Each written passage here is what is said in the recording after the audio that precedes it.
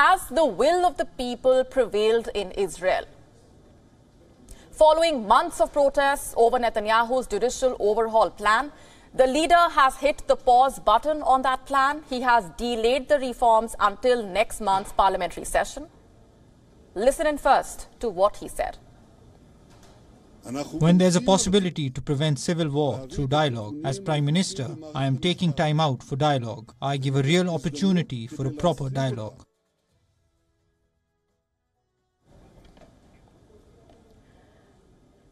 And this comes in the backdrop of a growing rift between the military and Netanyahu's government. The opposition has welcomed the move. Here's how the opposition leader Yair Lapid has reacted. Prime Minister Netanyahu's statement: if the legislation really does stop, genuinely and totally, we are ready to start genuine dialogue at the President's residence.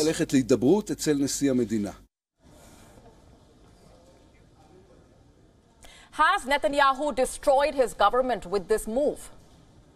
Well, Netanyahu's coalition partners are calling it a mistake. And for the time being, it is a reminder of the power of the people. But it is a temporary win. What will happen in next month's debate? What lies ahead for Netanyahu and for the people of Israel? The protests have subsided to some extent. On Monday, the Histadrut labor union grounded flights at the Ben Gurion airport. The union represents more than 700,000 workers in different sectors. The strikes had paralyzed large parts of Israel's economy. Seaports, banks, even hospitals were impacted. The union called off the mass strikes after the announcement of the delay. But the rallies continue. Let's listen in to some reactions. I will continue protesting until these reforms are completely dropped, because this isn't a set of reforms. This is a coup by the executive. It's executive aggrandizement. They're taking their power that they got democratically and they're ruining our democratic systems forever. And I will not let this pass ever. I will do everything in my power to protest it. We'll see what happens next. Me personally, I don't think he can be trusted. We'll have to see, to let time pass and see what happens. Huge crowds of protesters gathered in Jerusalem and Tel Aviv. Some chanted shame against the government. The Israeli police used stun grenades and water cannon to disperse them. You see, this is the power of the people of Israel. Have a look at these visuals from Jerusalem. Protesters flooded the streets. Similar scenes were witnessed in almost every major part of the country. The demonstrators blocked a major highway in Tel Aviv. Israelis burnt Netanyahu's banners. They gathered around his private home in Jerusalem and chanted democracy. Universities across the country closed until further notice.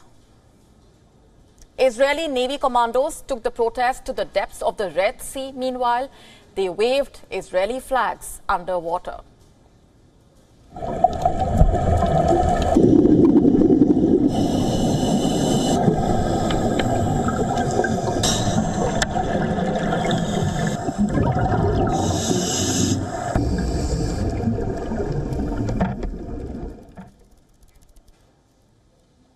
And that's not even all.